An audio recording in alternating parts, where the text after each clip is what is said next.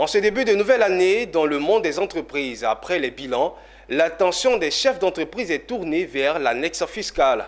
Un document d'autant plus important qu'il y est consigné les projets de réforme fiscale de cette nouvelle année. Il résume aussi les nouvelles taxes et les nouveaux impôts.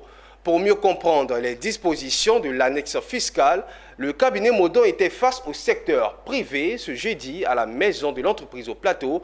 Les détails avec Diane Cablancan.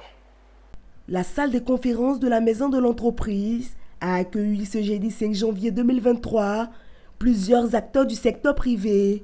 À leur côté, les responsables du cabinet Modon. Comme objet de cette rencontre, il s'agissait de la présentation de l'annexe fiscale 2023 à la loi des finances. Pour rappel, l'annexe fiscale à la loi des finances portant budget de l'État pour la gestion 2023 a été publiée au journal officiel de la République de Côte d'Ivoire le 28 décembre 2022 et parue effectivement le 4 janvier 2023. Elle comprend 15 principales dispositions qui ont été présentées aux acteurs du secteur privé. L'article 4 de l'annexe fiscale 2023 rehausse d'un point le taux des droits d'assises pour passer de 40 à 41%. Ce taux demeure toujours en deçà du taux de 50% prévu par les directives communaux susvisées. Le relèvement des taux des droits d'assises aboutit à un taux effectif d'imposition des produits du tabac de 48%, 41% droits d'assises, 5% taxe spéciale pour le sport de 2%, contribution dans la lutte contre le sida.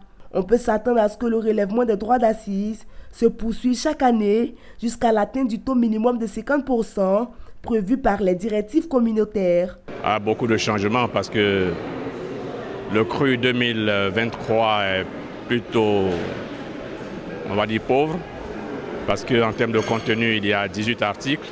On avait l'habitude donc de voir jusqu'à entre 30 et 35. Et cette fois-ci, donc, nous avons eu 18.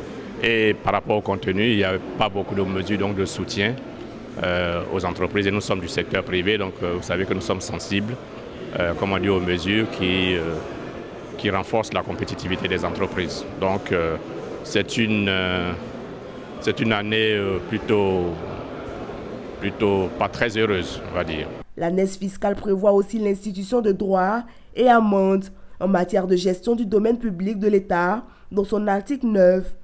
L'exposé des motifs de l'article 9 de l'annexe fiscale 2023 fait observer que l'article 11 de l'annexe fiscale 2021 a aménagé les tarifs redevances dus aux préoccupations du domaine public de l'État par les stations-service.